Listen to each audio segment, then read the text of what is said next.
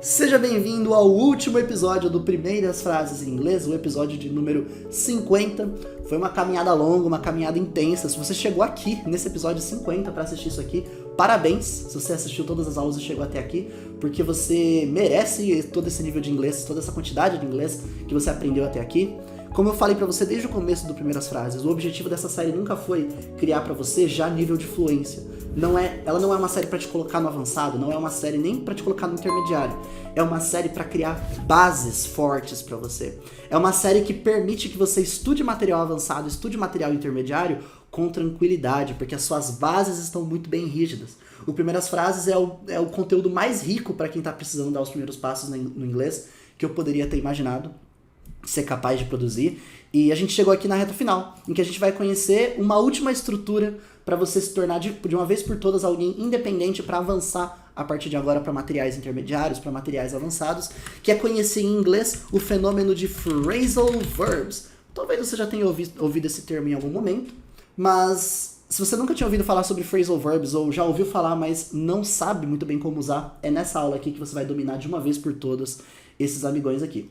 Vamos lá. Phrasal verbs são estruturas do inglês para representar ações, porque são verbos. Phrasal verbs são verbos, são verbos, né? Então você já sabe que são ações. O que são ações? Comer, sair, tentar, fazer, chorar, estudar, iniciar, parar, acordar, dormir, sonhar. São verbos. A gente viu dezenas de verbos já em inglês. Verbo to go é ir. Verbo to stay, ficar. Verbo to call é ligar. O verbo to get pode significar ficar de alguma forma. O verbo to study é estudar. O verbo to dream é sonhar. E assim por diante. Mas os phrasal verbs, eles não são uma palavrinha só assim. Tipo dream, go, stay, try, be.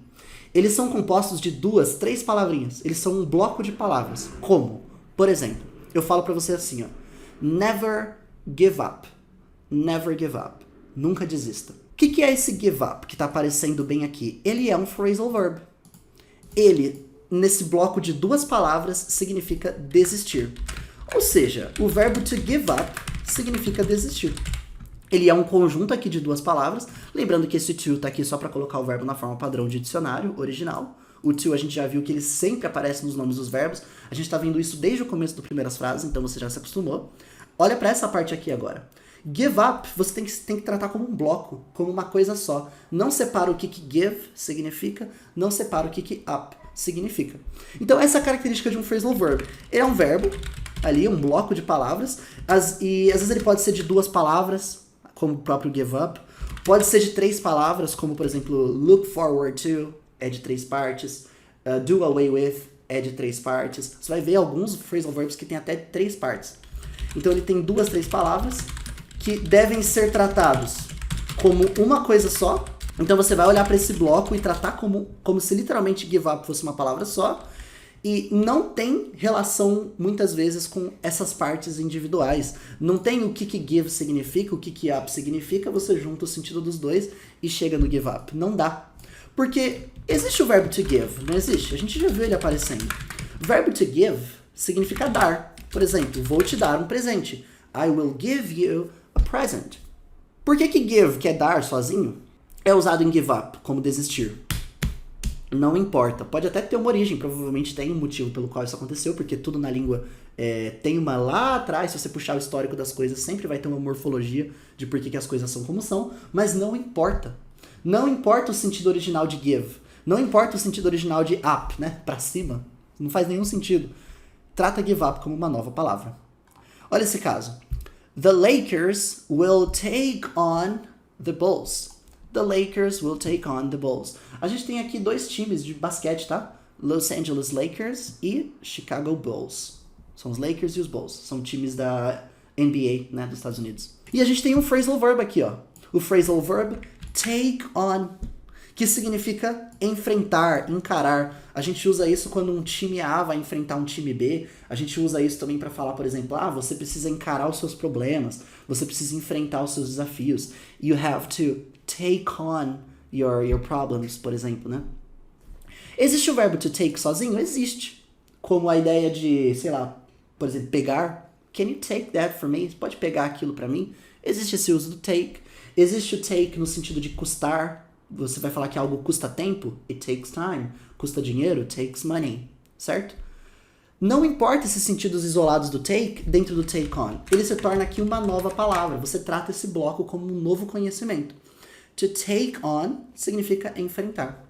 Vinícius, mas como de acho eu vou saber que take on significa enfrentar? Não faz sentido. Não tem como eu chegar nesse resultado. Eu sei que não. Mas é como qualquer palavra do inglês. Se eu te mostrar essa palavra aqui do inglês, por exemplo, bribe. Você sabe o que essa palavra significa? Bribe. Você já ouviu falar dela? As chances são que não. Não é muito comum, né? Não é uma palavra que você vê todo dia. O verbo to bribe significa quando você dá dinheiro para tentar convencer a pessoa, subornar, isso. O verbo to bribe significa subornar. Você sabia que bribe era subornar? Não sabia. Tem como saber que bribe é subornar? Parece a palavra subornar em português? Não parece. Não tem como deduzir, a não ser que você veja no dicionário, a não ser que você seja ensinado, a não ser que alguém te conte isso, a não ser que você estude. Então, phrasal verbs são como qualquer outra palavra em inglês. Não tem como deduzir o que significa, a não ser que você estude. E muitas vezes você vai entender ali pelo contexto. Por exemplo, bribing. Are you trying to bribe the officer? Você está tentando subornar o policial? Às vezes você ia chegar na conclusão do que significa por causa do contexto. Phrasal verbs são a mesma coisa. Você só vai saber o que eles significam pelo contexto ou estudando. Então, the Lakers will take on the Bulls. O que é mágico sobre phrasal verbs? O mesmo verbo, tipo o próprio verbo to take. Vários phrasal verbs usam take. Existe take over, existe take off, existe take in. Existem vários phrasal verbs. O próprio take on que você está vendo aqui, cada um deles com um sentido. Take over significa assumir, por exemplo, assumir uma posição, assumir um cargo. O presidente saiu da empresa e agora você assumiu o cargo dele. You take over his job. O take off significa, por exemplo, decolar, se um foguete decola. The rocket will take off at 8. O foguete vai decolar às 8. Tem como saber que take off é decolar? Não tem, a não ser que você conheça. Take in significa digerir, no sentido de digerir uma informação. Nossa, cara, isso é muita informação pra eu digerir agora. That's a lot to take in. Olha que interessante. Não tem como saber o que essas expressões significam, a não ser que você conheça. Então, você vai literalmente tratar cada uma delas como uma nova palavra. Você vai tratar cada uma delas como uma nova palavra. E você vai conhecendo esses phrasal verbs à medida que eles vão aparecendo. Eles são super mágicos. Eu adoro phrasal verbs. Adoro a língua inglesa por isso. Não conheço nenhuma outra língua que use phrasal verbs dessa forma. Uma língua que cria novos verbos a partir de verbos que já existem. Eles ficam com completo sentido novo. Eu nunca vi isso acontecendo em outras línguas, né? Eu já estudei várias. Essa frase diz: What is going on? What is going on? O que está acontecendo? O phrasal verb que a gente tem aqui é o verbo to go on, que significa acontecer. Olha que loucura. Você conhece já o verbo to go como ir. To go on é um novo verbo, acontecer. E percebe como ele também pode ser conjugado no ing. E aí você usa a mesma conjugação do verbo original, usa a mesma conjugação do go. Ele pode ir para o passado, pode ir para o futuro, pode ficar no ing. Phrasal verbs são conjugados em todos os tempos que você já conhece, que a gente já aprendeu no Primeiras Frases, inclusive. E ele usa a mesma conjugação ali do verbo do qual ele é formado. Então, se a forma ing do go é going, a forma ing do go on é going on. A forma ing do take on ia ser taking on. A forma ing do give up ia ser giving up, porque usa o ing do verbo do qual ele é formado, tá bom? Vinícius, mas eu conheço o verbo to happen, por exemplo. Significa acontecer. Por que vai existir um novo verbo go on para acontecer? Não é porque, é simplesmente existe. Ah, então você está falando que happen e go on são sinônimos? São sinônimos. Eu poderia falar what's going on, ou poderia falar what's happening. Às vezes você vai ver isso. Existe um phrasal verb para um verbo que tem uma outra palavra, que é uma palavra só, que consegue fazer aquele mesmo verbo. O próprio take on, por exemplo, eu posso falar assim: You have to take on your problems. Você precisa enfrentar os seus problemas. Assim como eu posso falar, you have to face your problems. Você precisa encarar, enfrentar os seus problemas. Take on é sinônimo de to face. É um exemplo, né? O mesmo face que escreve a palavra rosto é usado com essa ideia de encarar. Encarar, né? Rosto faz sentido. Então, phrasal verbs são super mágicos. Eles Usam verbos que existem sozinho, mas no sentido original não importa, trata como uma nova palavra. Não dá para deduzir o que ele significa, a não ser que você tenha o contexto, a não ser que você estude. Eles podem ser conjugados como qualquer outro verbo. Você tem que aprender eles de forma fragmentada. À medida que eles forem aparecendo, você vai aumentando o seu vocabulário de phrasal verbs. E muitos phrasal verbs têm outras palavras que são sinônimos deles.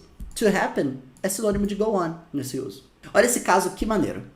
We have to call off the party. We have to call off the party. A gente tem que cancelar a festa. Corta a festa, não vai dar pra rolar. Você já deve ter visto muito o verbo to call. Eu coloco ele em vários exemplos. Significa ligar pra alguém. Call me liga. Lembra?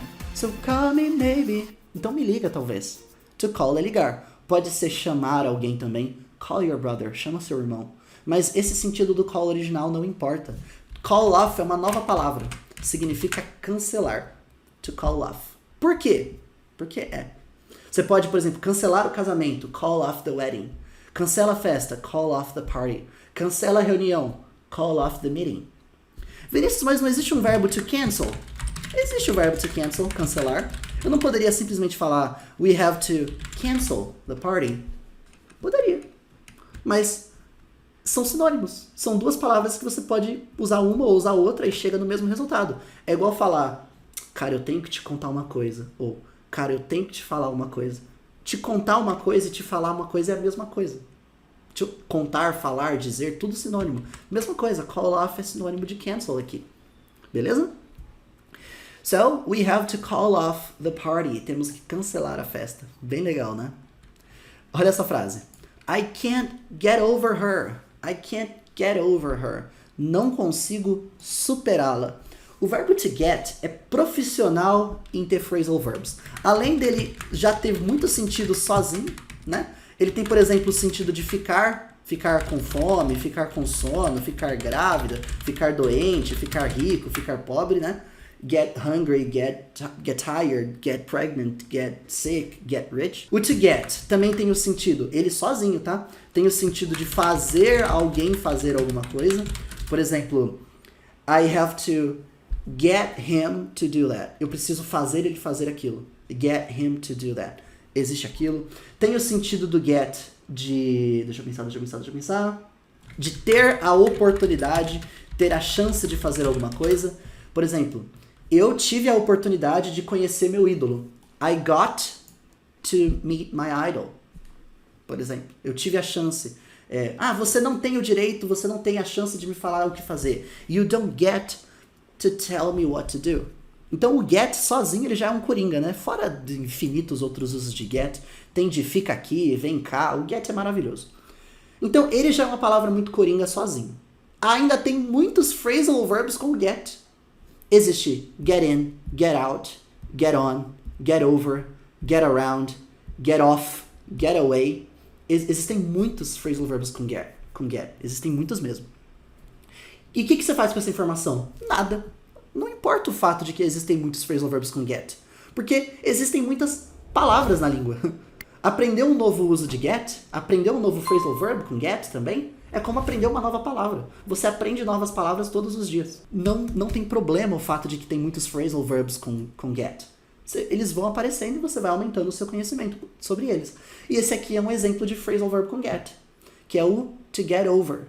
Significa superar, por exemplo, superar alguém, coração partido, superar um problema, ou então melhorar de uma doença, melhorar de uma fase difícil. Quando eu falo I can't get over her, eu não consigo superar ela. Ela me deixou, meu Deus, ela partiu meu coração, e eu não consigo superá-la. Por exemplo, vamos supor que é o nome dela, Samantha. I can't get over Samantha. Man, you have to get over her. Você tem que superar essa menina. Bem interessante, né, como eles são usados. Eu adoro phrasal verbs, eu adoro conhecer novos phrasal verbs. Essa frase diz, Your clothes stand out in the crowd. As suas roupas se destacam na multidão. É fácil achar você, porque as suas roupas se destacam na multidão. Phrasal verb que a gente tem aqui, to stand out. Stand out significa se destacar, ou até se pode falar como chamar a atenção. Quando, por exemplo, nossa, olha essa escrita vermelha no meio da página, chama atenção, né? Stands out. Vem daí, que a coisa se destaca, aparece, você vê de primeira. A palavra roupas em inglês se pronuncia clothes. tem a mesma pronúncia de close, sabe? De fechar, verbo fechar. Close. É a mesma pronúncia. Your clothes stand out. E aí o S do close já junta no S do stand out. Your clothes stand out. Your clothes stand out. E aí na multidão, the crowd. In the crowd. Dentro da multidão, no meio da galera. Your clothes stand out in the crowd. É fácil te achar, por exemplo. It's so easy to find you, because your clothes stand out in the crowd. Esse phrasal verb. Dan didn't show up today. Dan didn't show up today. O Dan não apareceu hoje. Imagina que ele é um colega seu de trabalho. E aí você fala, caramba, será que o Dan tá doente? Porque ele não apareceu hoje. Sabe quando você fala assim? Ele não apareceu, ele não veio. É essa a ideia. O to show up é exatamente isso. De aparecer, de vir em algum lugar, chegar no lugar. Ele não apareceu para a festa, não. He didn't show up. O verbo to show, sozinho, existe como mostrar. Ah, preciso te mostrar uma coisa. I have to show you something, né? A gente usa só o show como, nossa, eu vi o show da banda que eu gosto. Mas em inglês o verbo to show é mostrar. Inclusive daí que vem a palavra show, né? Porque é uma exibição, uma apresentação. Não importa o fato que show é mostrar alguma coisa, e o verbo to show up cria um novo sentido. É aparecer no lugar que você vem, né? É uma nova palavra, trata como uma nova palavra. Se eu falasse assim, pô, o Dan apareceu hoje, eu ia falar Dan showed up, coloco no passado, Dan showed up today. Como o passado do verbo to show é showed, ele fica assim, né? Dan showed up today.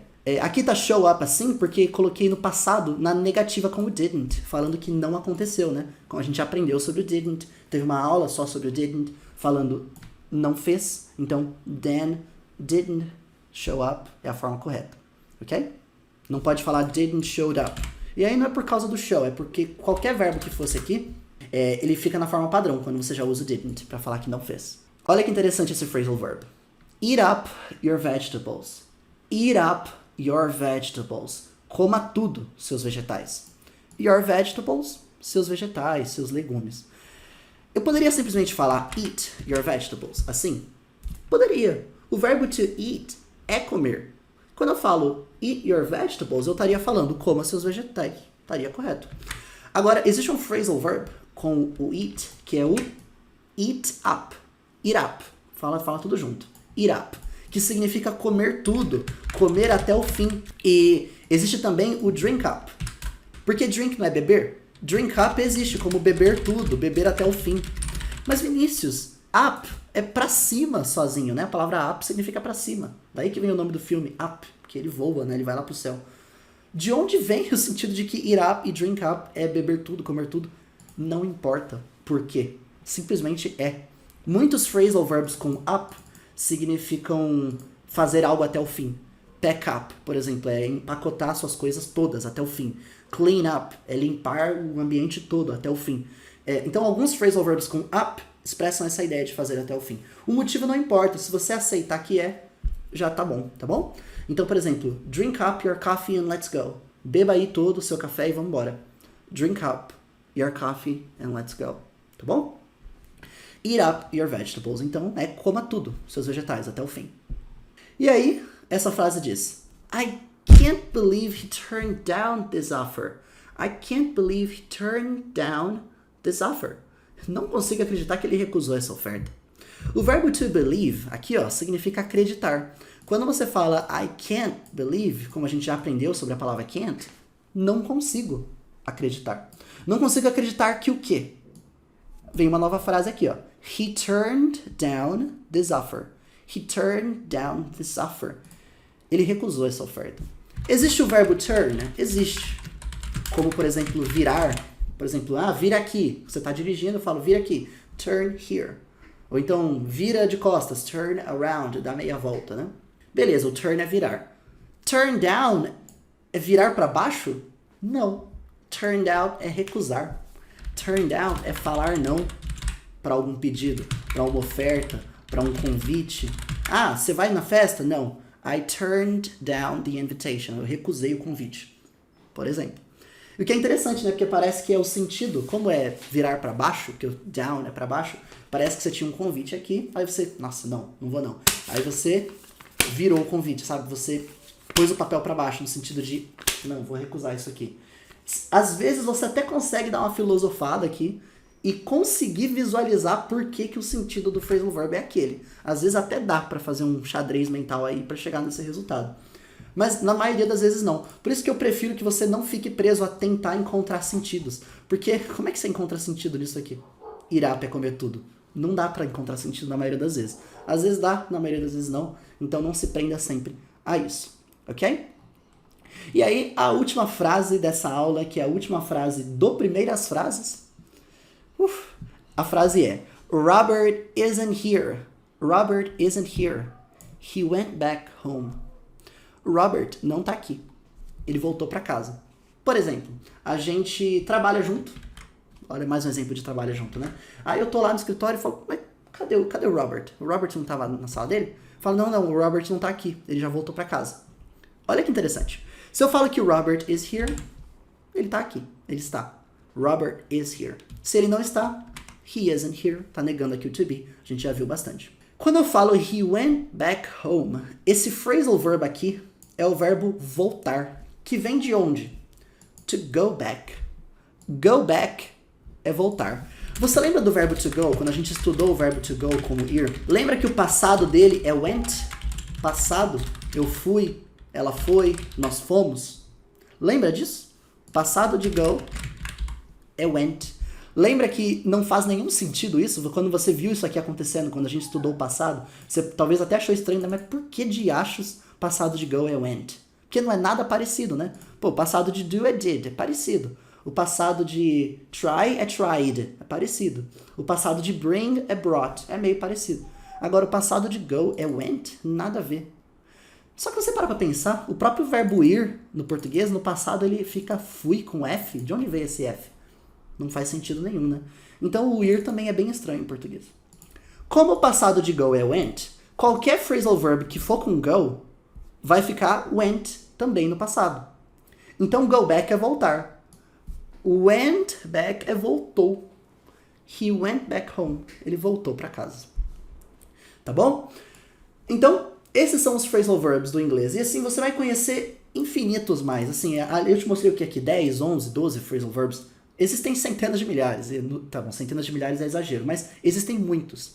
A sua filosofia para aprender phrasal verbs tem que ser a seguinte. É a mesma de aprender palavras novas. Deixa que elas vão aparecendo à medida que você for estudando, avançando. Agora você entendeu como eles funcionam. Entendeu que tem que ser tratado como uma palavra nova. Entendeu que você guarda o bloco e trata o bloco inteiro como uma coisa só.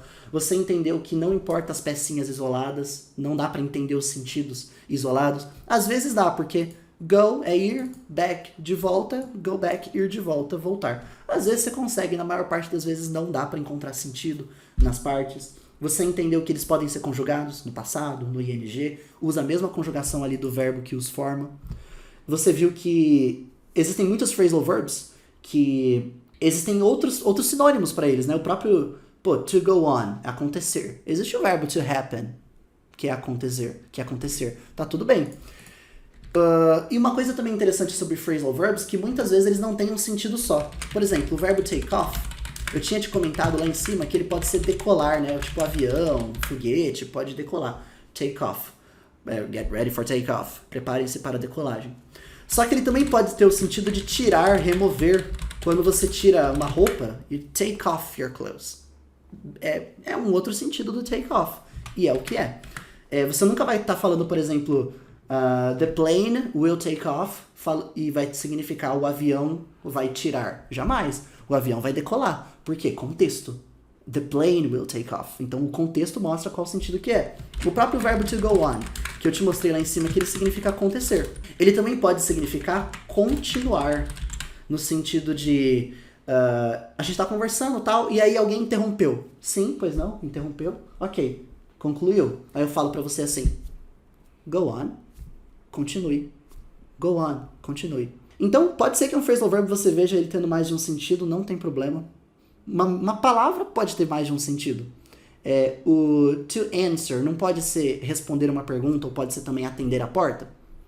Então, isso é natural. O verbo like, to like, é gostar. Mas também não existe uma preposição like de comparação. I am like you, eu sou como você. Like é uma palavra que escreve igual, fala igual, mas tem dois usos. É igual a manga da camisa e a manga fruta. É igual a pasta de documentos e pasta de dentes. São duas palavras que escreve igual, fala igual, mas são usados para contextos diferentes, tá bom? Esses foram alguns phrasal verbs e esse foi o episódio 50 da série Primeiras Frases em Inglês. Se você chegou até aqui depois de passar por 50 episódios, parabéns. Você merece bastante todo esse conhecimento que você adquiriu até aqui, porque você fez por onde, você não parou no episódio 1, não parou no episódio 2, como a maioria das pessoas, então meus parabéns. Se você tá aqui porque você caiu aqui de paraquedas, tem uma série inteira de 50 aulas para você estudar, para você assistir e ter muito conhecimento de inglês, então vai lá desde o começo. Inclusive eu tô querendo refazer as 3 primeiras aulas do Primeiras Frases, foram aulas que eu gravei há mais de um ano, umas aulas um pouco antigas já, quero refazer as primeiras aulas para ter um material atualizado, e você vai poder aproveitar isso desde o começo.